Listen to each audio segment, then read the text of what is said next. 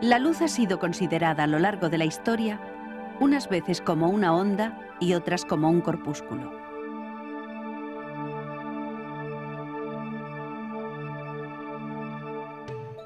«850 años antes de nuestra era, Homero recoge las creencias populares en la Ilíada y la Odisea. Los ojos de los seres vivos proyectan rayos de fuego sutil, y la visión se produce por el encuentro de ese fuego interior con la luz exterior. Todo lo que irradia luz en el universo está dotado de la facultad de ver. Así ocurre en particular con el Sol. Estas dos ideas permiten a Empédocles enunciar la primera teoría sobre la luz, basada en la concepción filosófica dual de los fenómenos. Según él, los ojos y los objetos emiten efluvios de fuego. En la fase cósmica del amor, los efluvios van de los objetos a los ojos. En la fase cósmica del odio, los efluvios van de los ojos a los objetos. Años más tarde, Demócrito y Platón formulan las primeras teorías granulares sobre la luz. Los efluvios son chorros de partículas que viajan a velocidad finita, y el ojo las percibe como un flujo continuo. Para Demócrito, las partículas están vacías, presentan diferentes formas y orientaciones y se asocian entre ellas para formar los colores. Para Platón, son tetraedros macizos y los colores se producen porque tienen diferentes tamaños y viajan a distintas velocidades.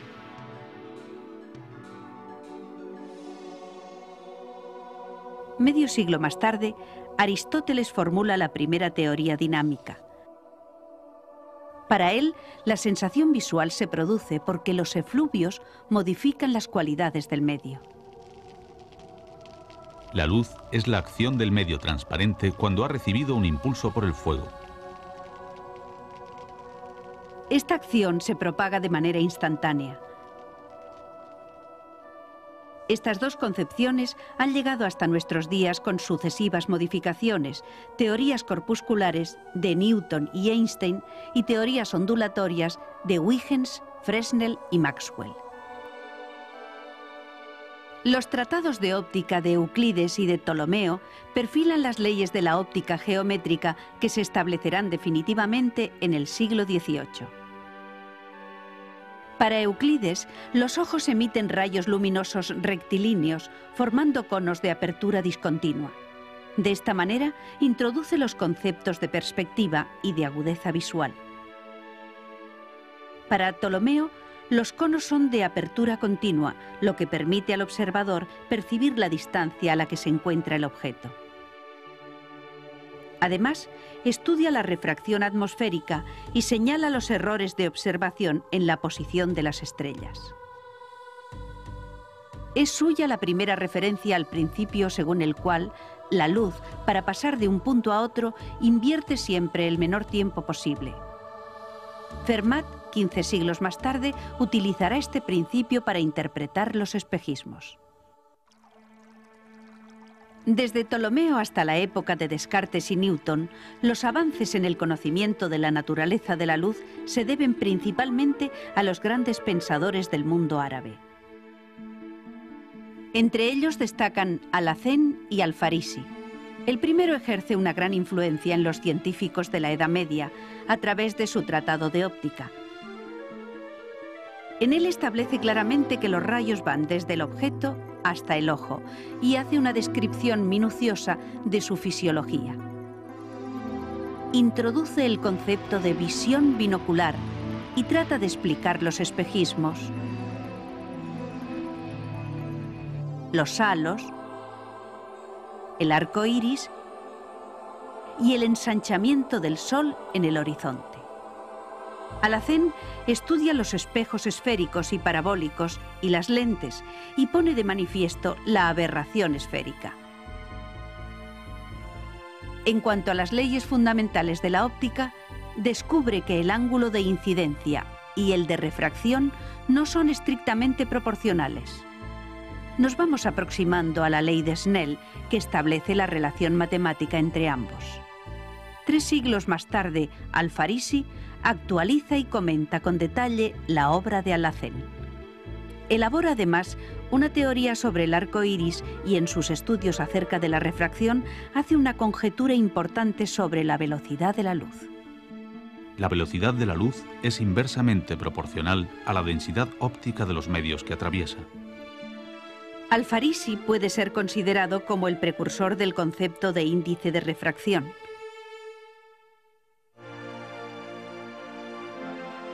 La óptica matemática moderna comienza en 1637, cuando Descartes publica el Discurso del método. En él se incluyen los tratados de la dióptrica, los meteoros y la geometría. Son ensayos de mi método, ideado para guiar a la razón y buscar la verdad en las ciencias. En su dióptrica aparece por primera vez la famosa ley de la refracción de la luz, establecida experimentalmente por Snell unos años antes. Por la importancia que dicha ley ha tenido en el desarrollo de la óptica, vamos a reproducirla en el laboratorio. En el experimento utilizamos un láser de helio-neón y una cubeta cilíndrica de plástico transparente llena de agua hasta la mitad. Se aprecian con claridad los rayos incidente, reflejado y refractado. Todos estos rayos están en un mismo plano que contiene a la normal a la superficie del agua. Se denomina plano de incidencia. El ángulo de incidencia y el de reflexión son siempre iguales. Sin embargo, el ángulo de refracción es diferente del de incidencia. La luz se tuerce al entrar en el agua.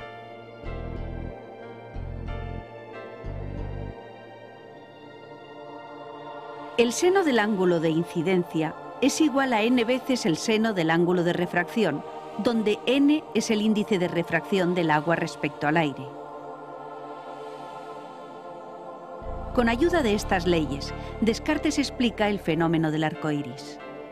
El láser simula un rayo de sol que incide sobre una gota de lluvia, representada aquí por un vaso de precipitado lleno de agua. Parte de la luz incidente se refleja perdiéndose en el cielo. Parte atraviesa la gota, se refracta 2 veces y sale de ella hacia la parte de atrás de la cortina de lluvia. Una pequeña cantidad de la luz que penetra en la gota se refleja en su interior y vuelve hacia el observador. Estos son los rayos responsables del arco iris. Desplazando la cubeta, reproducimos todos los ángulos de incidencia sobre las gotas de lluvia. Después de una sola reflexión en el interior, el rayo sufre un cambio en su dirección que puede ser de 180 grados, de 160, hasta alcanzar un mínimo de 138 grados. A partir de aquí, la desviación vuelve a aumentar. Al concentrarse la intensidad de la luz que sale de la gota en una dirección determinada, se produce el fenómeno del arco iris.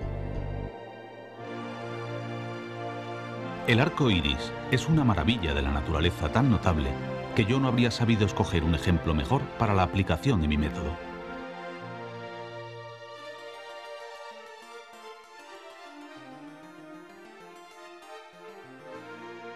A mediados del siglo XVII se produce una serie de descubrimientos que influyen notablemente en las teorías sobre la naturaleza de la luz.